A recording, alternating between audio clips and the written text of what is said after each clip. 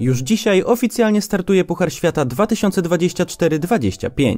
Z tej okazji postanowiłem wytypować, moim zdaniem, głównych faworytów do zwycięstwa w klasyfikacji generalnej oraz skoczków, którzy mogą sprawić dużą niespodziankę i zanotować dobre wyniki, choć mało kto się tego spodziewa. Na początek główni faworyci. Oczywiście nie może wśród nich zabraknąć czołowych postaci zeszłego sezonu, czyli Stefana Krafta, Ryoyu Kobayashiego czy Andreasa Wellingera.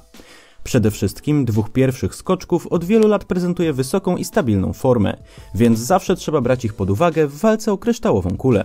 Trzeba jednak mieć z tyłu głowy, że Stefan Kraft prezentował fenomenalny poziom na przestrzeni całej zeszłej zimy oraz w pierwszej połowie sezonu letniego, co jest bardzo długim okresem. Po pierwsze, nie da się być na szczycie przez cały czas, a po drugie, w końcówce lata Kraft wyglądał już dużo słabiej. W październikowych mistrzostwach Austrii nie zdobył nawet medalu, zajmując 4. miejsce, więc jest szansa, że okres jego najwyższej formy się skończył, przynajmniej na jakiś czas. Z dość słabej strony w sezonie letnim pokazywał się również Ryoyu Kobayashi, ale po nim można spodziewać się wszystkiego, więc ciężko przewidzieć, w jakiej jest obecnie formie.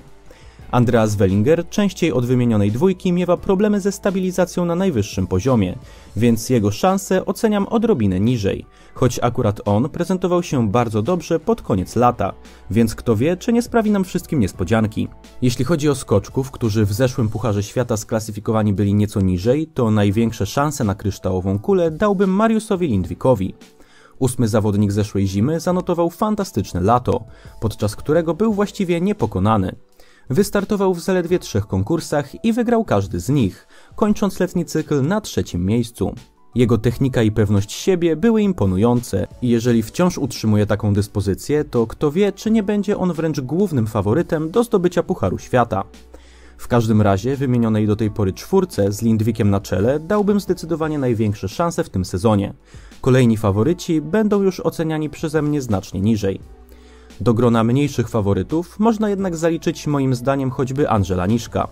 Słoweniec już od kilku sezonów jest skoczkiem ścisłej światowej czołówki, a jego technika poprawia się z roku na rok. Osobiście widzę w nim coraz bardziej dojrzałego skoczka, który w najwyższej dyspozycji może skutecznie konkurować z najlepszymi zawodnikami. Co prawda lato w jego wykonaniu nie było zachwycające, ale jeżeli dobrze przepracował ostatnie tygodnie, to można go śmiało dołączyć do grona faworytów. Nie można także zapominać o jednym z najlepszych skoczków ostatnich lat, który będąc w swojej optymalnej formie jest praktycznie nie do zatrzymania. Chodzi o Halvora Egnera Graneruda, który od zeszłego sezonu jest pogrążony w kryzysie i szczerze mówiąc wydaje mi się, że nie będzie mu łatwo przywrócić swojej dyspozycji do tego, co prezentował w sezonie 2020-21 oraz 22-23. Zarówno przez cały zeszły sezon, jak i podczas tegorocznego lata był mocno pogubiony technicznie, więc jego szanse na 3. Puchar Świata w karierze oceniam dość nisko. Natomiast jeżeli zaskoczy nas powrotem do stabilizacji na wysokim poziomie, to wszystko może się wydarzyć. Jeśli chodzi o doświadczonych zawodników, mających już znaczące sukcesy na swoim koncie, to już raczej koniec mojej listy faworytów. Spośród młodszych skoczków, którzy mogą przedrzeć się do światowej czołówki w tym sezonie, a może nawet powalczyć z bardziej doświadczonymi kolegami o Puchar Świata, to dostrzegam zaledwie jedną taką postać. Jest nią 22-letni Austriak Daniel Czofenik. Od 2 sezonów kręci się on w szerokiej czołówce skoków. Stawał już na podium konkursów Pucharu Świata, jednak wciąż czeka na pierwsze zwycięstwo.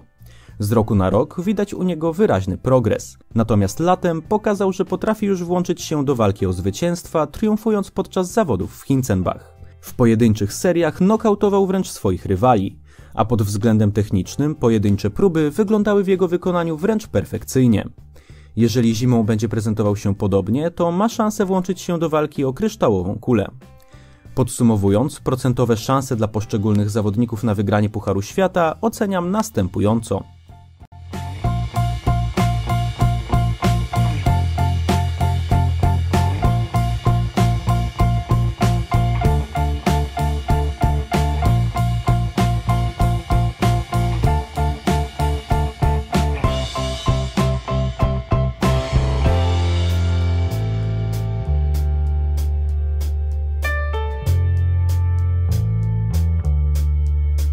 Teraz przyjrzymy się zawodnikom, którzy mogą wejść w tym sezonie w rolę czarnego konia, a wśród nich jest całkiem sporo tak zwanej skokowej egzotyki.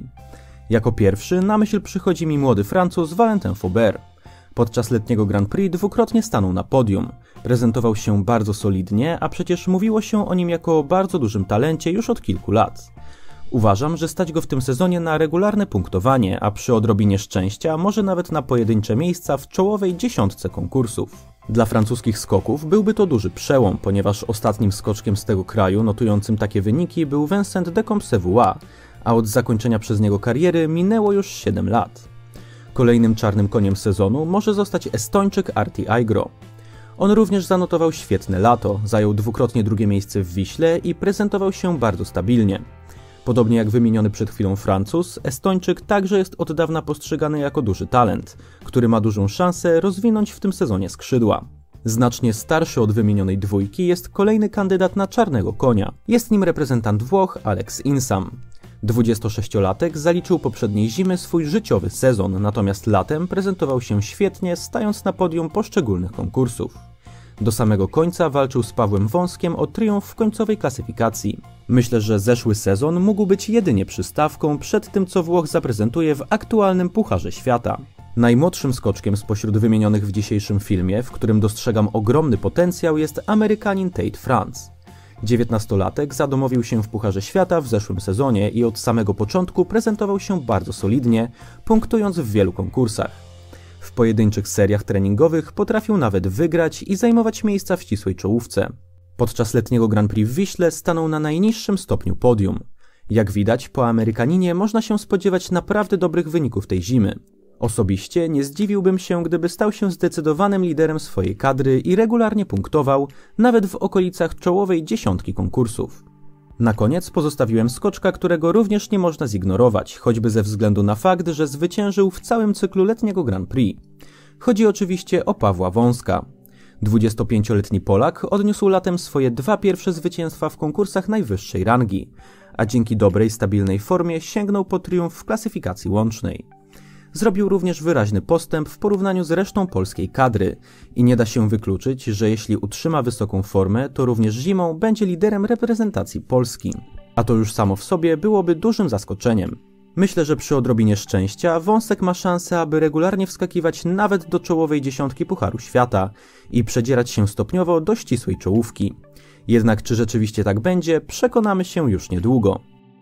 W dzisiejszym filmie to już wszystko. Dzięki za oglądanie i do usłyszenia następnym razem.